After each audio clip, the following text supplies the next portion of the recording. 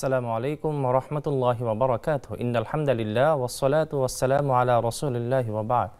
কাছে দূরে সারা পৃথিবী জুড়ে সবুজ শ্যামল গ্রাম বাংলার প্রত্যন্ত অঞ্চল জুড়ে যে যেখান থেকে যেই অবস্থায় ফোনে অথবা টিভির স্ক্রিনে আমাকে দেখছেন, আমি সবাইকে মোবারকবাদ জানিয়ে শুরু করতে যাচ্ছি আপনাদের প্রিয় চ্যানেলের প্রিয় আয়োজন নেক্সাস টেলিভিশনের প্রতিদিনের সরাসরি প্রশ্নোত্তরমূলক অনুষ্ঠান বেকমেন্স বিস্কিটস প্রেজেন্টস ইসলামী জীবন বিধান। আজকের এই পর্বে সারাটি সময় জুড়ে আমি হাফেজ মুফতি মোহাম্মদ সাঈদ আপনাদের সাথে থাকবো ইনশাআল্লাহ। প্রিয় দর্শক, আপনারা জানেন যে প্রতিটি পর্বে আমরা অত্যন্ত গুরুত্বপূর্ণ কিছু বিষয় নির্ধারণ করে থাকি, যেই টপিকের উপর আলোচনা করা এবং শোনার মাধ্যমে আমরা আমাদের জীবনকে কুরআন এবং সুন্নাহর পথে চালানোর জন্য চমৎকার কিছু গাইডলাইন এই প্রোগ্রামের মাধ্যমে পেয়ে থাকি আলহামদুলিল্লাহ। এবং প্রতিটি পর্বে আমরা বিশেষ একজন অতিথিকে আমাদের সেটে আমন্ত্রণ জানিয়ে থাকি। চলুন দেখে নেওয়া যাক কে এসেছেন আজকে আমাদের এই সেটে বিশেষ একজন অতিথি হয়ে। জি প্রিয় দর্শক, আজকে আমাদের সেটে বিশেষ গেস্ট হিসাবে উপস্থিত হয়েছেন জননন্দিত আলিমে দ্বীন, তরুণ বিদগ্ধ ইসলামিক স্কলার, মুর্তজাবাদ দারুল উলুম কামিল মাদ্রাসার সম্মানিত আরবি প্রভাষক ফদিলাতুল উস্তাদ আশ-শাইখ মুহতারাম মুস্তাফিজুর রহমান হাফিজাহুল্লাহ। আসসালামু আলাইকুম। ওয়ালাইকুম আসসালাম ওয়া রাহমাতুল্লাহি ওয়া বারাকাতুহু। শাইখ, কেমন আছেন আপনি? আলহামদুলিল্লাহ, আল্লাহ তাআলা অনেক ভালো রেখেছেন। আপনি কেমন আছেন? আলহামদুলিল্লাহ, আল্লাহ আমাকে ভালো রেখেছেন। প্রিয় দর্শক, সূরাতুত তাওবা একটি আয়াত আছে, আউযু বিল্লাহি মিনাশ শাইতানির রাজিম, ইন্নাল্লাহা ইউহিব্বুল মুতাতাহহিরিন, যে আল্লাহ তাআলা তাহারত অর্জনকারীদেরকে, পবিত্রতা অর্জনকারীদেরকে পছন্দ করেন, ভালোবাসেন। আর একজন মুমিন পবিত্রতা অর্জন করার জন্য সবচেয়ে গুরুত্বপূর্ণ যে বিষয় সেটা হচ্ছে ওযু, গোসল এবং তায়াম্মুম। কিভাবে আমরা তায়াম্মুম করব, ওযু করব, গোসল করব, সেই টপিকের উপর মুহতারাম শাইখ আমাদেরকে কোরআন ও হাদিসের আলোকে আজকে আলোচনা শোনাবেন ইনশাআল্লাহ। আপনারা চাইলে নির্ধারিত টপিকের উপর আমাদেরকে প্রশ্ন করতে পারেন স্ক্রিনে দেওয়া নাম্বারে, অথবা মেসেজ অথবা কমেন্ট করতে পারেন আমাদের নেক্সাস টেলিভিশনের ইসলামিক পেজে। প্রিয় শাইখ, একজন মুমিনের ওযু এবং গোসল করার সবচেয়ে গুরুত্বপূর্ণ এবং সবচেয়ে ইম্পর্টেন্ট কারণটা কি? বিসমিল্লাহির রহমানির রহিম, আলহামদুলিল্লাহি রাব্বিল আলামিন, ওয়াসসালাতু ওয়াসসালামু আলা সাইয়্যিদিল আমবিয়া ওয়াল মুরসালিন ওয়া আলা আলিহি ওয়া আসহাবিহি আজমাইন। আল্লাহ রাব্বুল আলামিনের শুকরিয়া আদায় করছি যে আল্লাহ তাআলা আজকে এই নেক্সাস টেলিভিশনের মাধ্যমে আমাদেরকে ইসলামী শরীয়তের একটি মৌলিক বিষয় নিয়ে কথা বলবার সুযোগ দিয়েছেন। সেজন্য আমি আমার প্রথমেই হৃদয় থেকে বলছি আলহামদুলিল্লাহ। আলহামদুলিল্লাহ। অতঃপর আমি কৃতজ্ঞতা জানাচ্ছি এই আমাদের এই নেক্সাস টেলিভিশন কর্তৃপক্ষ, তারা আয়োজন করেন এবং আলহামদুলিল্লাহ আমরা অনেকেই এখানে কথা বলবার সুযোগ পাই। সেজন্য আল্লাহ রাব্বুল আলামিনের পরে আমি আপনাদের সকলের কৃতজ্ঞতা জ্ঞাপন করছি। আমি যে বিষয় আপনি আজকের যে মূল ব্যাপার, আজকে যে বিষয় নিয়ে কথা আমরা বলবো ইনশাআল্লাহ, তথা ইসলামের মৌলিক পবিত্রতা অর্জনের যে মাধ্যমগুলো আছে সেটা হচ্ছে ওযু, গোসল এবং তায়াম্মুম। এই তিনটি বিষয় নিয়ে মূলত আজকে কথা হবে। আপনার ওই কথায় যাব, তার আগে আমি একটু আপনার কথা নিয়েই, অনুমতি নিয়েই আমি একটু পেছনে খালফিয়াত অল্প কিছু কথা এটার সাথে আমি বলতে চাচ্ছি, মৌলিক কথা। প্রথমেই আমি দর্শক শ্রোতাদেরকে জানাতে চাই যে আল্লাহ রাব্বুল আলামিন ইসলামী জীবন ব্যবস্থাকে এতটা পূর্ণাঙ্গ করেছেন, এতটা কমপ্লিট করেছেন, এতটা মোকাম্মাল যে কখনোই ইসলামী শরীয়ত কারো কাছ থেকে কিছু ধার করতে হয়নি এবং হবে না। কারো কাছ থেকেই কোনো বিষয় নিতে হবে না। শরীয়ত নিজেই কমপ্লিট, নিজেই পূর্ণ, মোকাম্মাল। আল্লাহ রাব্বুল আলামিন এই বিষয়টি কুরআনুল কারীমের মধ্যে বলেছেন যে আল ইয়াউমা আকমালতু লাকুম দীনাকুম ওয়া আতমামতু আলাইকুম নি'মাতি ওয়া রাদিতু লাকুমুল ইসলাম দীনা।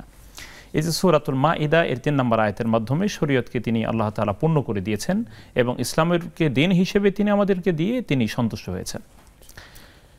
এখন এর মাধ্যমে মূলত আমরা যেখান যেতে চাই যে এই পূর্ণতার একটি অন্যতম একটা নজির তথা উদাহরণ হচ্ছে পবিত্রতার জায়গায়ও শরীয়ত সুস্পষ্ট সমাধান দিয়েছেন। সুবহানাল্লাহ, সুবহানাল্লাহ। আমরা এরকমটি কোথাও অন্য কোনো বিধিবিধানে এতটা নিখুঁত এবং এতটা সূক্ষ্মভাবে শরীয়ত পবিত্রতার ব্যাপারে সমাধান দিয়েছেন, এটা আমরা কিন্তু পাই না।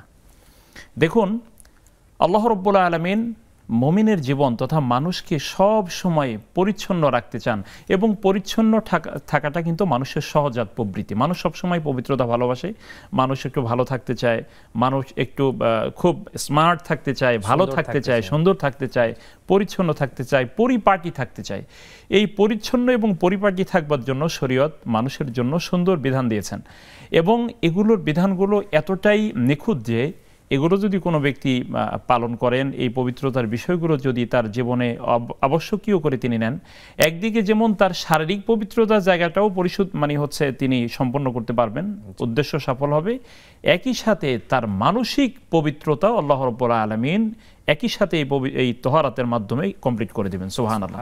ব্যক্তির চিন্তার পরিবর্তন আসবে এবং ব্যক্তি খুব স্বাভাবিকভাবেই তার নিজেকে কন্ট্রোল করার ক্ষেত্রে, নিজেকে পবিত্র দিকে নেয়ার ক্ষেত্রে খুব সহায়ক হবে। আমি একটু উদাহরণ দিয়ে তারপরে আমি আমার মূল আলোচনা দিকে যাচ্ছি।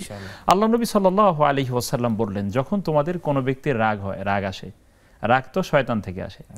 মানুষের ভিতরে শয়তান খুব বেশি তাকে গরম করে দেয়া, উত্তেজিত করে দেয়া, ওয়াসওয়াসা, শয়তানের ওয়াসওয়াসা দিয়ে সে মানুষকে উত্তেজিত করে দেয় যে তোমার যখন রাগ খুব আনকন্ট্রোলড হয়ে যায়, তুমি কোনোভাবেই তোমার রাগ নিয়ন্ত্রণ করতে পারছো না। দর্শন দেখুন, আল্লাহ নবী সাল্লাল্লাহু আলাইহি ওয়াসাল্লাম কিন্তু বললেন যে তুমি দাঁড়িয়ে থাকো, বসে যাও, দাঁড়িয়ে আসো, বসে যাও, বসে আসো, শুয়ে যাও, এবং তুমি ওযু করো। কোনো ব্যক্তি যখন ওযু করবে, স্বাভাবিকভাবে শয়তানের একটা তাসির কিন্তু তার কাছ থেকে চলে যাবে। আল্লাহ নবী সাল্লাল্লাহু আলাইহি ওয়াসাল্লাম যেমনটি আমাদের জন্য হেদায়েত দিয়েছেন। সুতরাং বোঝা যাচ্ছে যে মানুষের এই চিন্তাগত পরিবর্তন, মানুষের বৈত্যাহিক পরিবর্তন, এই সব কিছুই কিন্তু এই তহারাতের মাধ্যমে হওয়া সম্ভব।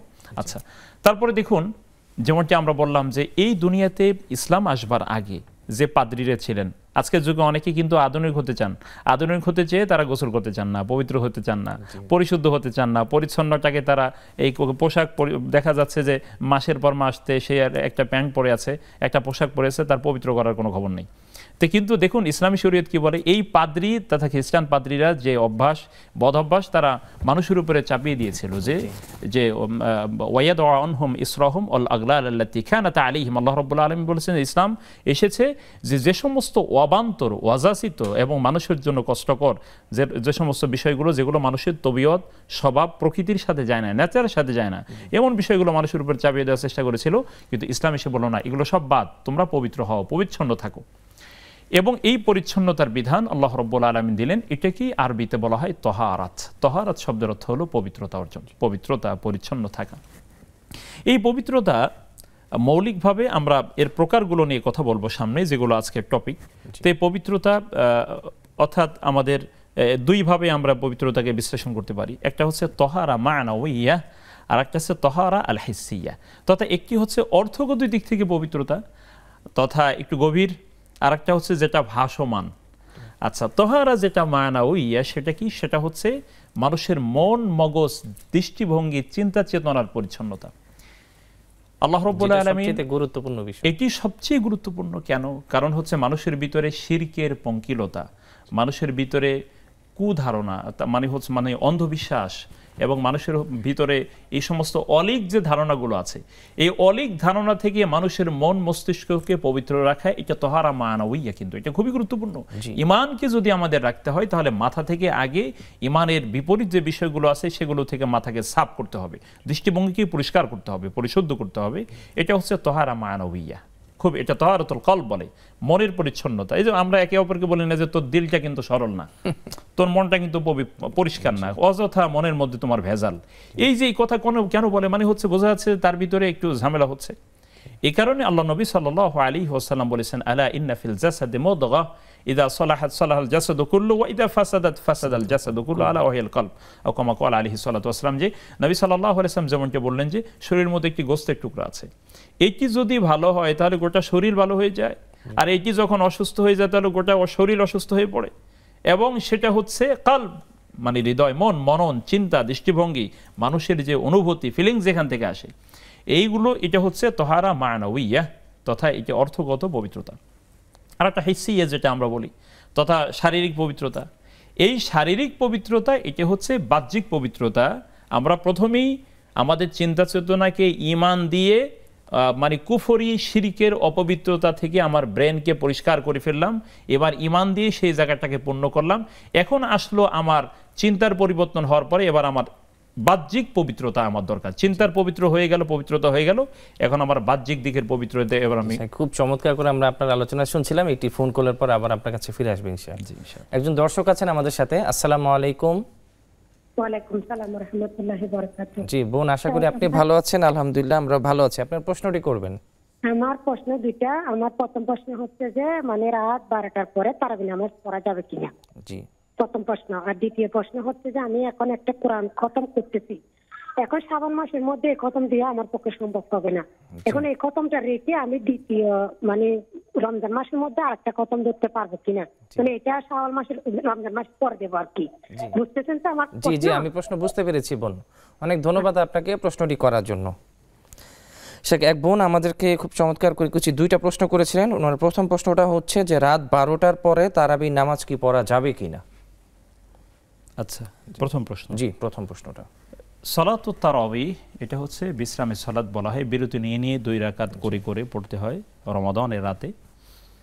তিনি ফজরের ওয়াক্ত হওয়ার আগ পর্যন্ত তিনি সালাতুত তারাবি আদায় করতে পারবেন ইনশাআল্লাহ। জি, তবে আফদল হচ্ছে যে তিনি এটাকে এই ইশা সালাতের পরে যথাসম্ভব কাছাকাছি সময় আদায় করে ফেলবেন। কোনো কারণে আদায় করতে পারেননি, সেক্ষেত্রে তিনি ফজরের সালাতের ওয়াক্ত হওয়ার আগ পর্যন্ত, ফজরের ওয়াক্ত হওয়ার আগ পর্যন্ত তিনি সালাতুত তারাবি আদায় করতে পারবেন ইনশাআল্লাহ তাআলা। জি বোন আমাদেরকে দ্বিতীয় যে প্রশ্নটি করেছেন, উনি একটু কোরআন খতম করছেন, তো শাবান মাসের মধ্যে ওনার এই কোরআনটা খতম করা সম্ভব না, তো উনি চাচ্ছেন যে রমজান থেকে শুরু করে রমজানের মধ্যে আরেকটা কোরআন খতম শেষ করে রমজানের পরে শাওয়ালে উনি এই যে যতটুকু বাকিটা পড়েছেন তার শেষ অংশটা উনি পড়বেন। এটা এভাবে কি সম্ভব কি না, অথবা এটা সুন্দর উপায়টা কি?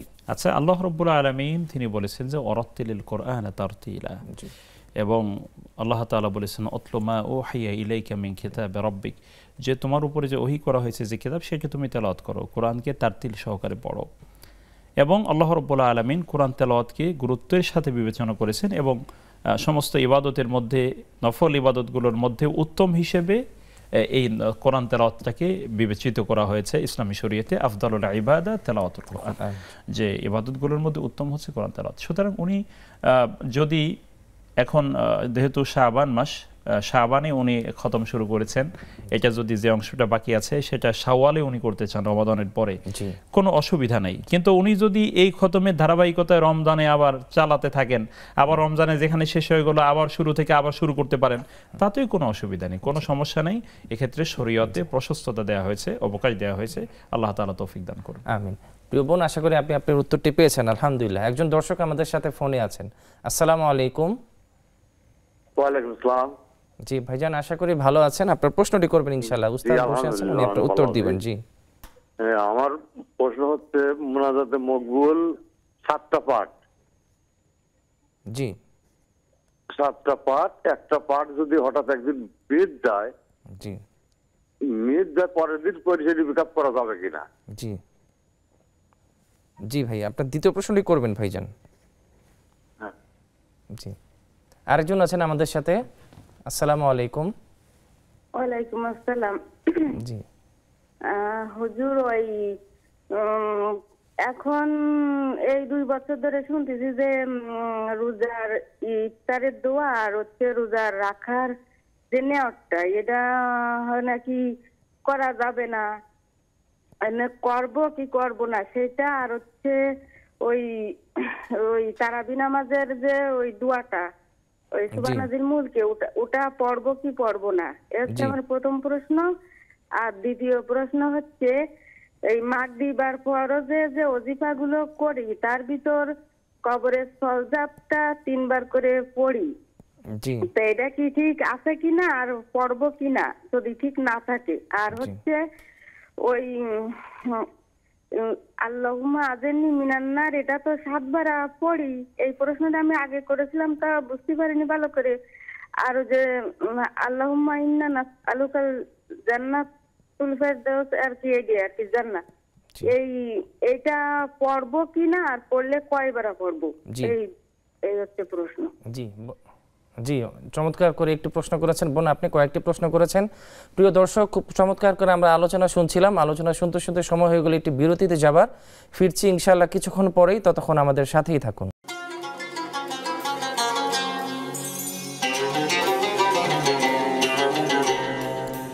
বিরতির পরে আবারও আপনাদেরকে স্বাগত জানাচ্ছি। আপনারা দেখছেন বেকমেন্স বিস্কিটস প্রেজেন্টস ইসলামী জীবন বিধান। প্রিয় দর্শক, আপনারা চাইলে আপনাদেরকে ওযু, গোসল অথবা তায়াম্মুম অথবা যে কোনো টপিকের উপর আমাদেরকে স্ক্রিনে প্রদর্শিত নাম্বারে ফোন করতে পারেন অথবা মেসেজ অথবা কমেন্ট করতে পারেন আমাদের নেক্সাস টেলিভিশনের ইসলামিক পেজে। আমরা সরাসরি প্রশ্নোত্তর পর্বে চলে যাচ্ছি। শেখ এক ভাইজান আমাদেরকে প্রশ্ন করেছিলেন যে মুনাজাতে মাকবুলের 7টা পার্ট, যদি কোনো 7টা পার্টের থেকে কোনো পার্ট যদি ছুটে যায় তাহলে কি এটা কোনো সমস্যা হবে কিনা? আসলে এই ভাইজানের প্রশ্নের সাথে যুক্ত করে আমি প্রশ্ন করতে চাই দর্শকদের মাধ্যমে যে মোনাজাতে মকবুল বলতে কি আদৌ কোনো মোনাজাত আছে কিনা? আমি দোয়া করি ভাইয়ের জন্য যিনি প্রশ্ন করেছেন, তিনি যেন সঠিক বিষয়ে জানতে পারেন, সঠিকভাবে প্রশ্ন করতে পারেন। মোনাজাত শব্দের অর্থ হলো চুপে চুপে কথা বলা, কানাকানি করা, ফিসফিস করা, একজন একজনের যে কানে কানে কথা বলে এটাকে বলে মোনাজাত। গোপনে, মানে হচ্ছে গোপনে যেটা হয়। ইজা নাজাইতুম ফালা তাতানাজাউ বিল ইসমি ওয়াল উদওয়ান। অর্থাৎ এখানে মূলত মোনাজাত বলতে আমাদের সমাজে যেটা আছে তথা মূল ইসতিলাহি শরীয়তি পরিভাষা হলো যে আল্লাহ রাব্বুল আলামিনের সাথে ব্যক্তি গোপনে তার প্রয়োজনগুলো আল্লাহকে জানাবেন, আল্লাহর সাথে শেয়ার করবেন, একান্তই আল্লাহর সাথে গোপনে আলাপ হবে, এটাকে বলা হয় মোনাজাত। কিন্তু উনি সম্ভবত বলেছেন মূলত যেটা সেটা দোয়ায়ে মাকবুলা হতে পারে। মোনাজাতে মাকবুলা বলে শরীয়তে কোনো পরিভাষা নাই। এটা হতে পারে দোয়ায়ে মাকবুলা, যে দোয়াটা গ্রহণযোগ্য হয়, বা দোয়া মুস্তাজাবা, যে দোয়াটা আল্লাহর কাছে, আল্লাহ রাব্বুল আলামিনের কাছে মানে কি হয়, গ্রহণযোগ্য হয়, তিনি সাড়া দেন যে দোয়াতে। সুতরাং আমার মনে হয় যে উনি এই মোনাজাতে মাকবুলা 7টি পার্ট আছে এরকম কোনো পরিভাষা আমার জানা নেই, বা আমরা এরকম কোনো বিশুদ্ধ প্রমাণ পাই না। যদি উনি জেনে থাকেন তাহলে উনি কোথা থেকে জেনেছেন তার আলোকে মনে হয় বললে ভালো হবে। তবে বাস্তবতা হলো যে দোয়া করতে হলে একান্তই হওয়া দরকার। আল্লাহ বলেছেন উদউ রাব্বাকুম তাদাররুআ ওয়া খুফিয়া, অর্থাৎ তোমরা যখন তোমাদের রবকে ডাকবে তোমরা তোমাদের রবকে বিনয়ের সাথে গোপনে ডাকো, গোপনে তোমরা তোমাদের প্রয়োজনগুলো আল্লাহর কাছে বলো। সুতরাং এটার জন্য আলাদা কোনো গুণ আছে এটা বাদ দিতে হবে। আমি তো আল্লাহর কাছে যে কোনো সময় চাইতেই পারি, কারণ আমি তো আল্লাহর কাছে মুহতাজ, এবং আল্লাহ চান বান্দা সব সময় সে আমার কাছে চাক, এটা আল্লাহ চান। শুধু এই জন্য কোনো সিফাত বাদ যাবে এগুলো আসলে আমার মনে হয় হালাল রুজি খেয়ে শিরিক না করে মানুষের সাথে হিংসা না করে তিনি যদি আল্লাহর কাছে দোয়া করেন আল্লাহ দোয়া কবুল করবেন ইনশাআল্লাহ। ভাইজান আশা করি অবশ্যই আপনি আপনার উত্তরটি পেয়েছেন। একজন দর্শক আমাদের সাথে যুক্ত আছেন। আসসালামু আলাইকুম। ওয়ালাইকুম আসসালাম। আসসালামু আলাইকুম। ওয়ালাইকুম সালাম। জি বোন, আশা করি আপনি ভালো আছেন, আপনার প্রশ্নটি করবেন ইনশাআল্লাহ। জি, আজকে আমার পছন্দের একজন হুজুরকে পেয়েছি, একটা প্রশ্ন করব। জি। জমি বন্ধক বিষয়ে। জি। আমার চলার মতো তেমন কিছু নাই। জি। বাবার বাড়ি থেকে 5 লক্ষ টাকা পেয়েছি, তা এই টাকা দিয়ে জমি বন্ধক নিতে চাই। তা শুনি যে এখন নাকি জমি বন্ধক সুদ পর্যায়ে চলে যায়। আবার এই জমি বন্ধক নাকি আবার ভাড়া সিস্টেম করলে নাকি হালাল হয়। একটু বিস্তারিত বললে আমি একটু উপকৃত হব। জি জি, অনেক ধন্যবাদ বোন আপনাকে প্রশ্নটি করার জন্য। শেখ এক ভাই আমাদেরকে প্রশ্ন করেছিলেন, বোন আমাদেরকে প্রশ্ন করেছিলেন যে রোজা রাখার জন্য এবং ইফতারি করার জন্য কি কোনো নিয়ত করার প্রয়োজন আছে কিনা? যেমন আমরা রোজা রাখার জন্য যে কিছু প্রচলিত যে কিছু নিয়ত আছে, নাওয়াইতু আন আসুমা গাদাম মিন শাহরি রমাদানুল মুবারক, বা ইফতারির জন্য এই ধরনের রোজা রাখা এবং ইফতারির জন্য কি কোনো নিয়ত করার প্রয়োজন আছে কিনা? আচ্ছা, প্রথম হলো কোনো ব্যক্তি যদি রমজানের রোজা চলা অবস্থায় রমাদান মাসে সে অন্য কোনো রোজারও নিয়ত করে, ধরুন সে নিয়ত করেছে যে কোনো নফল রোজা, কিন্তু সেটা রমজান মাস, তার নিয়ত বাতিল হয়ে যাবে, রমজানের রোজাই কাউন্ট হবে। জি। সুতরাং বোঝা যাচ্ছে রমজান মাসে সে আর কিছু অন্য কোনো নিয়ত করুক আর না করুক, তাকে রমজান মাস হিসেবে, রমজানের রোজা হিসেবে এটা গ্রহণ হবে। সুতরাং এজন্য আলাদা তাকে রোজার জন্য নিয়ত করা এটা অতটা গুরুত্বপূর্ণ না। গুরুত্বপূর্ণ হলো এই রোজাটা আল্লাহর সন্তুষ্টির জন্য রাখা, ঈমানান ওয়া ইহতিসাবান, এটা হলো গুরুত্বপূর্ণ বিষয়। আল্লাহ নবী বলেছেন মান সামা রমাদানা ঈমানান ওয়া ইহতিসাবান গফিরা লাহু মা তাকাদ্দামা মিন যামবি। কোনো ব্যক্তি যদি রমাদানের রোজা রাখে ঈমানের সাথে এবং সওয়াব পাওয়ার আশায়, আল্লাহ সন্তুষ্টির জন্য, তাহলে আল্লাহ রাব্বুল আলামিন তার পিছনের সমস্ত গুনাহগুলো মাফ করে দিবেন। তাহলে এই জন্য আলাদা কোনো নিয়ত করতে হবে। তিনি মনে মনে এইটা স্থির করবেন যে আমি রমজানের রোজা রাখছি, সুতরাং এটার জন্য যে খুব অনেক কিছু করতে হবে বা আমরা প্রচলিত দোয়া নিয়ত মুখে বলতে হবে এটা জরুরি না। দ্বিতীয় বিষয় হচ্ছে ইফতারির ক্ষেত্রে দোয়া বলতে পারে আল্লাহুম্মা লাকা সুমতু ওয়া আলা রিজকিকা আফতারতু। যে আল্লাহ আমি তোমার জন্য রোজা রেখেছি এবং তোমার রিজিকের মাধ্যমেই আমি ইফতার করছি, বাস হয়ে গেল। অর্থটাও সুন্দর এটা। হ্যাঁ, চমৎকার সুন্দর অর্থ এবং অত্যন্ত তাৎপর্যপূর্ণ, এবং আল্লাহ তাআলা তাওহীদের স্বীকৃতি, তার রিজিক যে আমি খাচ্ছি তার স্বীকৃতি, সুবহানাল্লাহ, একটা জামে মানে একটা দোয়া। সুতরাং এটা তিনি করতে পারেন, এজন্য আলাদা নিয়ত করতে হবে ইফতারি করতেছি কোনো জরুরি না। ওই বোনে আরেকটা প্রশ্ন করেছেন, তরাবির সালাতে যে আমরা 4 রাকাত পর পর একটু দোয়া পড়ি, সুবহানাদিল মুলকি ওয়াল মালাকুতি সুবহানাদিল ইজ্জা, এটা লম্বা একটা দোয়া, এই দোয়াটাতে পড়তে হবে কিনা, অথবা এই দোয়াটা যদি না পড়ে আল্লাহুম্মা আজরিনি মিনান নার, এটা কি পড়া যাবে কিনা 7 বার করে? বিষয় হচ্ছে যে এখানে তারাবি শব্দের অর্থ বিরতি সলা, 2 রাকাত আরাম করে পড়া। হ্যাঁ, আরাম করে বিশ্রাম নিয়ে তারপরে হচ্ছে বিরতি দিয়ে সে 2 রাকাত করে সালাত আদায় করবে। সেক্ষেত্রে 2 রাকাত পরে স্বাভাবিকভাবে তার পা ব্যথা হয়ে যেতে পারে। তারাবি বলতে যে আসলে আমাদের সমাজে একটা হয়েছে, এটা তাড়াহুড়া করতে হবে এরকম কোনো কারণই নেই আসলে। না, আসলে আমাদের তো সলাতুত তারাবি মানে হচ্ছে সলাতুত তাড়াহুড়া অবস্থা এমন হয়েছে আর কি। জি শাইখ, এই চমৎকার আলোচনা শুনছিলাম আমরা আপনার কাছ থেকে। ইনশাআল্লাহ ফিরবো কিছুক্ষণ পরে, একজন দর্শকের থেকে ফোন করে নেওয়ার পরে। আসসালামু আলাইকুম। জি, ওয়ালাইকুম আসসালাম। জি বোন, আশা করি ভালো আছেন। আলহামদুলিল্লাহ, আপনার প্রশ্নটি করবেন ইনশাআল্লাহ।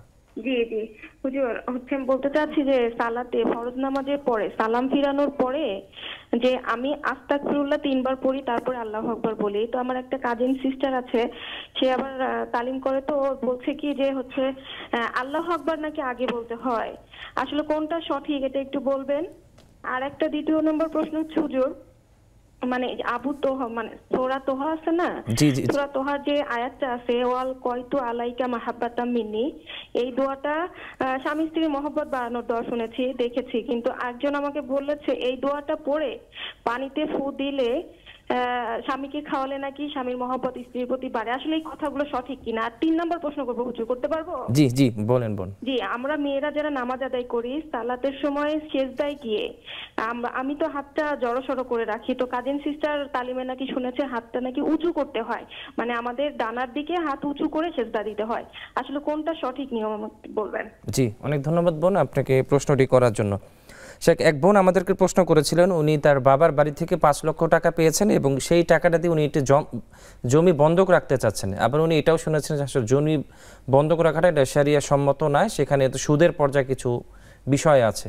আসলে এই ব্যাপারে উনি আপনার কাছ থেকে বিস্তারিত জানতে চাচ্ছেন। আচ্ছা, আলহামদুলিল্লাহ, আল্লাহ তাআলা এই বোনের রিজিকের মধ্যে বরকত দান করুন, কারণ উনি হালাল পথ চান। যিনি হালাল পথে থাকতে চান আল্লাহ তাআলা তাকে হালাল পথে থাকবার তৌফিক দেন, ব্যবস্থা করে দেন। তো এখানে উনি যেটি বন্ধকের বিষয় বলেছেন, যে যেখানে সুদের কিছু ব্যাপার জড়িত, এটা কখন হবে? এটা মূলত তখনই হয় যখন এটি একেবারে স্থায়ীভাবে দাওয়াম, অর্থাৎ আপনি ভোগ করতে থাকেন, অথবা আমাকে টাকা দিয়ে দেন, অথবা আমি জমি নেই, মানে আপনি এটা চলবে, এর কোনো নির্দিষ্ট সীমা পরিসীমা নাই, এমনটা হওয়া উচিত নয়। এটার একটা সীমা নির্ধারণ হওয়া দরকার, যে এই কয় দিনের জন্য বা এই কয় বছরের জন্য বা এই কয় সিজনের জন্য আমি জমিটা নিচ্ছি। এ হলো একটা ব্যাপার, কারণ এইটা একটা দায়বদ্ধতার একটা বিষয় রয়েছে। দ্বিতীয় বিষয় হচ্ছে যে এই জমি বন্ধকের ক্ষেত্রে ক্ষতি যদি হয়, যিনি জমিটা নিচ্ছেন, মানে উনি যদি কাজে লাগাতে না পারেন, হ্যাঁ, পরবর্তীতে উনি যদি ক্ষতির সম্মুখীন হন, সেটাও মেনে নেওয়ার মতো মানসিকতা এই উভয় পক্ষে থাকতে হবে। এটা হলো দ্বিতীয় বিষয়। তৃতীয় বিষয় হচ্ছে কিরাউল আরদ, যেটা শরীয়তে কিতাবুল বইয়ের মধ্যে যে কথা বলা হয়েছে, জমি ভাড়া নেয়া তথা ভাড়া দেয়া নেয়া, যেটা উনি বলেছেন কিন্তু শেষে, জমি ভাড়া নেওয়ার বিষয়টা নাকি অনুমোদনযোগ্য। হ্যাঁ, অনুমোদনযোগ্য শরীয়তে।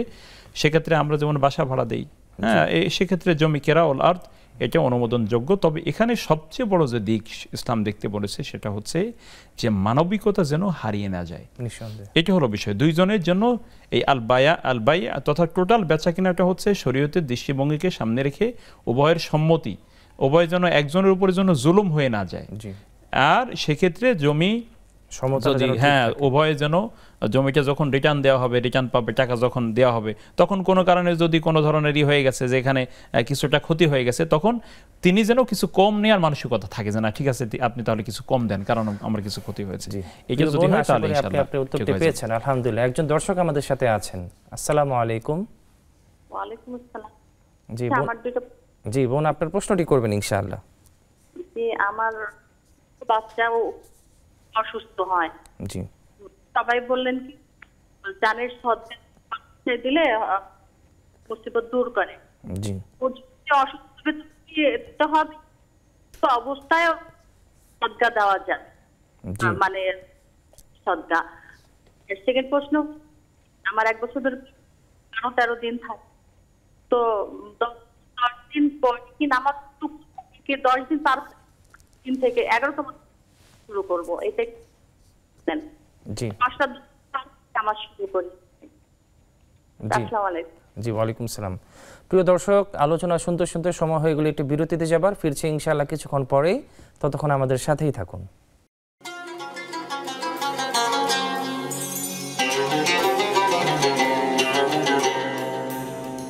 বিরতির পরে আবারও আপনাদেরকে স্বাগত জানাচ্ছি। আপনারা দেখছেন বেকমেন্স বিস্কিটস পেশেন্টস ইসলামী জীবন বিধান। প্রিয় দর্শক, আমরা সরাসরি প্রশ্নোত্তর পর্বে চলে যাচ্ছি। শেখ, এক বোন আমাদেরকে প্রশ্ন করেছিলেন, সালাত শেষ করার পরে উনি কি প্রথমে আল্লাহু আকবার পড়বে নাকি প্রথমে ইস্তেগফার পড়ে এরপরে আল্লাহু আকবার পড়বে?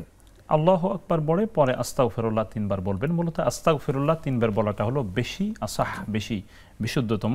আল্লাহু আকবার তিনি বললে শুরুতে বলবেন, না বললে আস্তাগফিরুল্লাহ 3 বার বললেই যথেষ্ট হবে। ঠিক সেই বোনেরই আরেকটা প্রশ্ন ছিল যে উনি এটা শুনেছেন যে কেউ যদি কোনো স্ত্রী যদি পানির মধ্যে, কোরআন শরীফের মধ্যে একটা আয়াত আছে, আলকাইতু আলাইকা মাহাব্বাতাম মিন্নি ওয়ালিতুসনা আলা আইনি, তো আলকাইতু আলাইকা মাহাব্বাতাম মিন্নি এই অংশটুকু পড়ে যদি পানির মধ্যে ফু দিয়ে ওনার হাজব্যান্ডকে খাওয়িয়ে দেয়, সেক্ষেত্রে স্ত্রীর প্রতি হাজব্যান্ডের ভালোবাসাটা অনেক বেড়ে যায়। এই বিষয়টা সত্যতাটা আসলে কতটুকু এটা উনি জানতে চাচ্ছেন। বিষয় হচ্ছে যে আল্লাহ রাব্বুল আলামিন স্বামী স্ত্রী যে বন্ধন তৈরি করেছেন, এটা একটা ন্যাচারাল বিষয়, প্রাকৃতিক বিষয়। আল্লাহ না করুন কখনো যদি শয়তানের ওয়াসওয়াসা উভয়ের মধ্যে থাকে বা কোনো একজনের মধ্যে থেকে পরিবেশটা নষ্ট করে, সেটা তো নিছক শয়তানের পক্ষ থেকে আসা একটা ওয়াসওয়াসা। শয়তানের পক্ষ থেকে আসা ওয়াসওয়াসা দূর করবার জন্য আল্লাহ নবী সাল্লাল্লাহু আলাইহি সাল্লামের যে হেদায়াত, যে পথ নির্দেশনা, সেটাই তো অনুসরণ করা উচিত। সেটা হচ্ছে যে আমি বলবো যে তাকে তিনি যেন প্রত্যেক ফরজ সালাতের পরে আয়াতুল কুরসির আমল করেন এবং একই সাথে তিনি সকাল এবং সন্ধ্যায় সূরাতুল ফাতিহা, আলহামদুলিল্লাহ সূরা, তারপরে কুল হুয়াল্লাহু আহাদ, আয়াতুল কুরসি, তারপরে সূরা ফাতিহা প্রথমে, তারপরে আয়াতুল কুরসি, আল্লাহু লা ইলাহা ইল্লা হুয়াল হাইয়ুল কাইয়ুম, এটা, তারপরে হচ্ছে কুল হুয়াল্লাহু আহাদ 3 বার, কুল আউযু বিরাব্বিল ফালাক 3 বার, কুল আউযু বিরাব্বিন নাস 3 বার, এবং দুরূদ পড়ে পানিতে ফু দিয়ে সেটা যদি খায় বা তার স্বামীকে খাওয়ায় অথবা তার শরীর মাসাই করে দেয় অথবা স্বামীর শরীর মাসাই করে দেয়, সেক্ষেত্রে ফলাফলটা বেশি পাওয়া যেতে পারে ইনশাআল্লাহ। জি, সুন্নাহ আমল হচ্ছে এটা। আমিন। ঠিক সেই বোনই আরেকটি প্রশ্ন করেছিল, ওনারা তৃতীয় প্রশ্ন ছিল সেজদা অবস্থায় আমাদের মা বোনরা হাতটা কি অবস্থায় রাখবে? এটাকে জমিনের সাথে বিছিয়ে রাখবে, এভাবে লাগিয়ে রাখবে, নাকি হাতটা উঠিয়ে রাখবে? আচ্ছা, যে বোন উনি আমল করছেন, উনি হচ্ছেন হাত লাগিয়ে আমল করছিলেন। ওনার একজন পরিচিত তিনি বলতেছিলেন, যিনি তালিম করেন, তিনি বললেন যে না, হাতটা একটু ছড়িয়ে রাখতে হবে। সেই ক্ষেত্রে আমরা আসলে বলতে পারি কোনো বোন উনি তালিম করতেই পারেন, কিন্তু দলিল হচ্ছে কোরআন এবং হাদিস। আমি সেটা সেই জন্য সেদিকে যাচ্ছি। তো বোন বলেছেন যে অন্য বোন তাকে যিনি তালিম করেন তিনি একটু বলেছেন, বিষয় হচ্ছে যে হাত ছড়িয়ে দেওয়া এবং হাত লাগিয়ে সালাত আদায় করা, এই পদ্ধতির দুইটির কোনোটিই অশুদ্ধ নয়। তবে হ্যাঁ, যদি আমাদের যারা এটা বলেন যে নারী এবং পুরুষের সালাতের মৌলিক কোনো পার্থক্য নেই এবং এটাও প্রমাণিত, সেক্ষেত্রে তিনি যদি ছড়িয়ে সালাত আদায় করেন তাতেও অসুবিধা নেই, আল্লাহর রহমতে কোনো সমস্যা হবে না, সালাত হয়ে যাবে।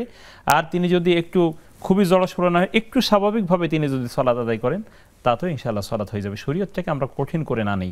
কোরআন এবং আল্লাহ নবী সাল্লাল্লাহু আলাইহি ওয়াসাল্লামের যে হেদায়েতগুলো আছে, যে পথ নির্দেশগুলো আছে, সেখান থেকে কোনো একটা আমল করলে ইনশাআল্লাহ আল্লাহ তাআলা তাকে নাজাতের ব্যবস্থা করে দিবেন। প্রিয় বোন, আশা করি আপনি আপনার উত্তরটি পেয়েছেন এবং শাইখের মাধ্যমে কোরআন ও হাদিসের আলোকে চমৎকার কিছু পরামর্শ আপনি পেয়েছেন। আল্লাহ তাআলা আপনাকে আমল করার তৌফিক দান করেন, আমিন। আমরা একটু ফোন কলে যাব। আসসালামু আলাইকুম।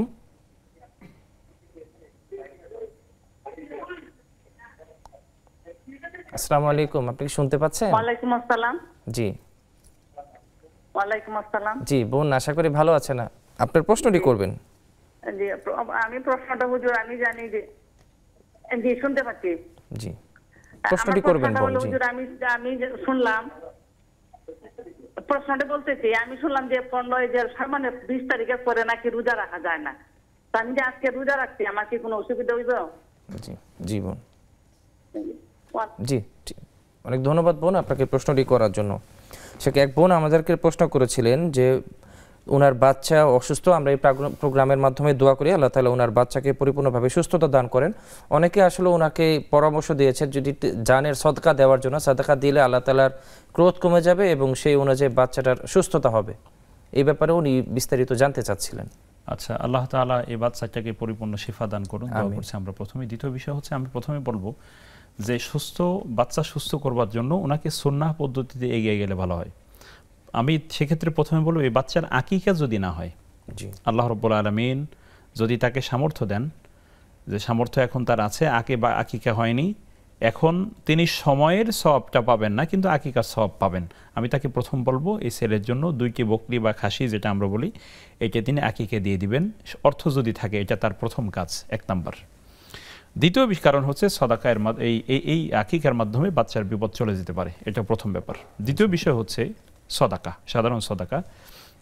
আর সদাকা তারুদ্দুল বালা বলা হয়েছে যে সদাকা বা দান এটা মানুষ থেকে বিপদ ছড়িয়ে দেয়, এটা আল্লাহ তাআলা নির্দেশ করবে। এই সদাকার মাধ্যমে আল্লাহ তাআলা বিপদ কাটিয়ে দেন। সেক্ষেত্রে উনি যদি কোনো গোপন সদাকা, গোপনে এবং এমন অভাবীকে দান করবেন বা যিনি হকদার আছে তাকে দান করবেন, শুধু একমাত্র আল্লাহ সন্তুষ্টির জন্য, গোপনে, কোনো মানুষকে দেখাবার দরকার নেই, এমনকি যদি তিনি করতে পারেন তাহলে এটা উত্তম হবে।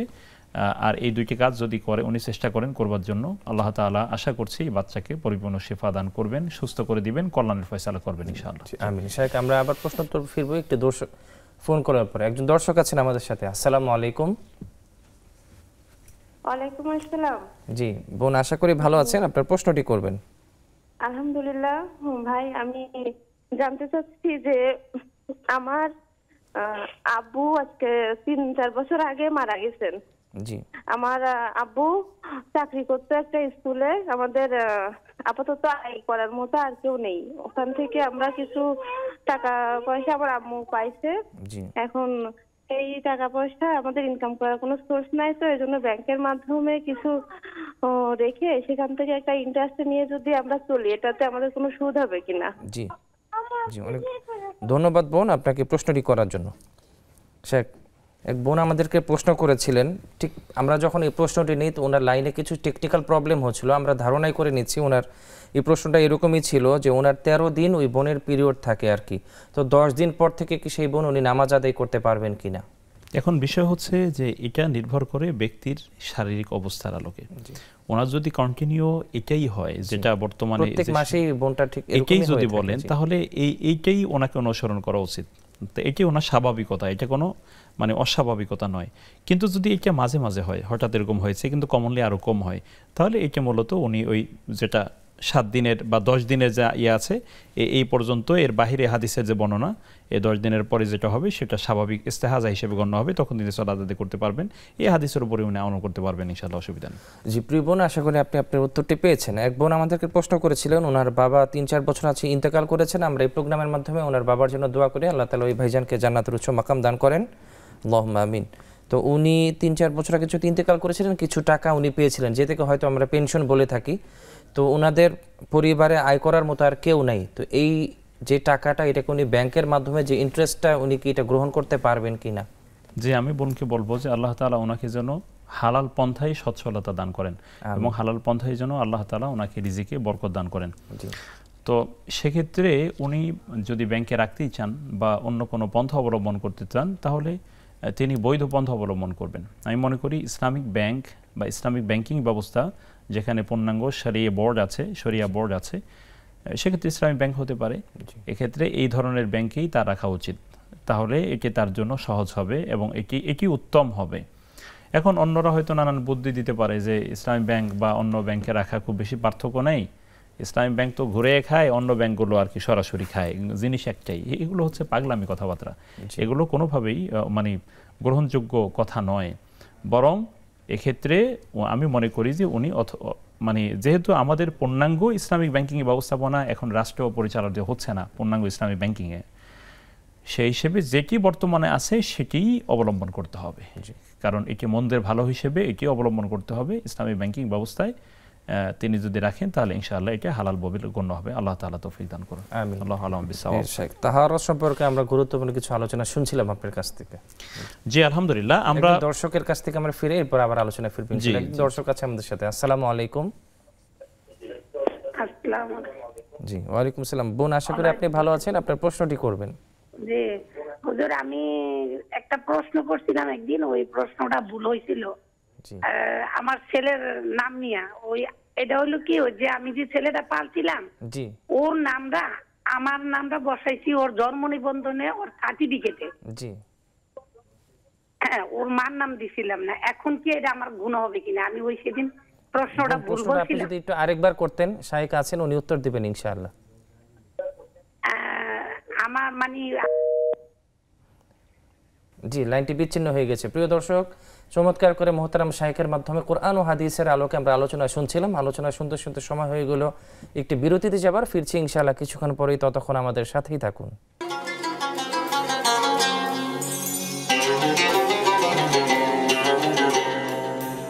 বিরতির পরে আবারও আপনাদেরকে স্বাগত জানাচ্ছি। আপনারা দেখছেন বেকমেন্স বিস্কিটস প্রেজেন্স ইসলামী জীবন বিধান। সরাসরি আমরা প্রশ্নোত্তর পর্বে চলে যাচ্ছি। এক বোন আমাদেরকে প্রশ্ন করেছিলেন, তারাবির সালাতের মাঝে যে বিরতি আছে, বিরতির সময় উনি কোন দোয়া পড়বেন? সেক্ষেত্রে যে দোয়া প্রচলিত যে দোয়াগুলো আছে, এই দোয়াগুলো যদি উনি পড়তে পারেন ভালো। মূলত যেহেতু এটি নফল নামাজ, নফল নামাজের মাধ্যমে আমরা আল্লাহকে পেতে চাই, সুতরাং এই সলাতের বিরতিতে, এই সলাতের সাজদায় যত দোয়া করা যায়, কোরআন এবং সুন্নাহ সমর্থিত যে দোয়াগুলো আছে, কোরআন হাদিস সমর্থিত সব দোয়াই তিনি করবেন, সব দোয়া করবেন। কারণ এখানে আল্লাহ রাব্বুল আলামিনকে নফল ইবাদতের মাধ্যমে যেহেতু বেশি আল্লাহ সন্তুষ্টি অর্জন করা যায়, সুতরাং তিনি রব্বানা আতিনা ফিদ দুনিয়া হাসানা বা রব্বানা আফরিকা আলাইনা সবরা, তারপরে রব্বানা জলামনা আনফুসানা, উনি মাঝখানে যত দোয়া আছে, সুবহানাল মালিকুল কুদ্দুস, এরপরে হচ্ছে আল্লাহ তাআলা তাসবিহ, আল্লাহ তাআলার প্রশংসা, এই সবগুলোই তিনি এই ফাঁকে ফাঁকে তিনি করবেন, কোনো অসুবিধা নেই। আল্লাহ তাআলা তৌফিক দান করুন। জি, আমিন। আরেক বোন আমাদেরকে প্রশ্ন করেছিলেন, ওনার একটি পালক সন্তান আছে, আরেক বোনের কাছ থেকে উনি পালক সন্তানটা নিয়ে এসেছেন। তো উনি যখন সেই বাচ্চাটার জন্ম নিবন্ধন করেছেন, ওনার নামের সাথে মিলিয়ে রেখেছেন, কিন্তু যার মূলত সন্তান তার নামের সাথে ওনার সন্তানের নামটা মিলিয়ে রাখেননি। এক্ষেত্রে কি ওনার কোনো গুনাহ হবে কিনা? এক্ষেত্রে উনি হয়তো না জেনে করেছেন, যথাসম্ভব আমি বলবো সংশোধন করবার সুযোগ থাকলে এর প্রকৃত বাবা বা মা যিনি আছেন তাদের নামেই এই পরিচিত, তার এই সন্তান তাদের নামেই পরিচিত হওয়া উচিত। কারণ আল্লাহ নবী সাল্লাল্লাহু আলাইহি ওয়াসাল্লামের একটা হাদিস আছে খুব প্রসিদ্ধ, এভাবে যদি কোনো ব্যক্তি তার পিতা ছাড়া অন্য কাউকে পিতা বলে পরিচয় দেয়, তাহলে কিন্তু তার স্থান হবে জাহান্নাম। সুতরাং সেই হিসেবে ওনার পিতাকেই পরিচয় দেওয়া উচিত। এই জন্য সংশোধন করার সুযোগ থাকলে সংশোধন করে নেবেন, যেটা করেছেন এটা যথাসম্ভব সংশোধন করে নেবেন। জি, প্রিয় বোন, আশা করি আপনি আপনার উত্তরটি পেয়েছেন আলহামদুলিল্লাহ।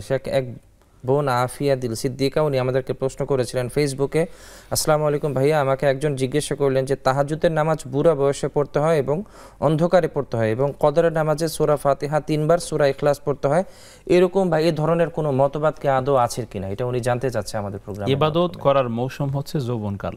জি, যৌবনকালের ইবাদত ব্যক্তিকে আল্লাহ তাআলার আরশে ছায়ার ব্যবস্থা করে দিবেন। ওয়াশাবুন নাশা ফি ইবাদাতিল্লাহ। সুতরাং কাল কিয়ামতে আল্লাহ তাআলার ছায়ায় তারাই ছায়া পাবে, সেই যুবক ছায়া পাবে যে যুবক তার যৌবনের সময়গুলোকে আল্লাহর ইবাদতের মধ্যেই কাটিয়ে দেয়। সুতরাং সেজন্য বৃদ্ধকালে তাহাজ্জুদের নামাজ পড়বে যখন তার হাঁটুতে বল থাকবে না, ওযু ভেঙে গেছে কি গেছে না সে বুঝতে পারবে না, এমন সময় ইবাদত করলে তো ইবাদত ওরকমই হবে। এগুলো সওয়াব হওয়ার কোনো সম্ভাবনা নাই, কবুল হলেও হতে পারে, আল্লাহ তাআলা জানেন। এই জন্য ইবাদতের মৌসুম হলো যখন শরীরের বল থাকে, শক্তি থাকে। আমরা আমাদের দেশে একটা কুসংস্কার দেখি, সময়কালে ইয়ং বয়সে ইবাদত করে না, বড় হয়ে গেলে হজ পালন করে এসে হজ ঠিক মতন হয় না, সাফা মারাও দৌড় দিতে গেলে পড়ে যায়, হয়ে যায় হজ করার জন্য।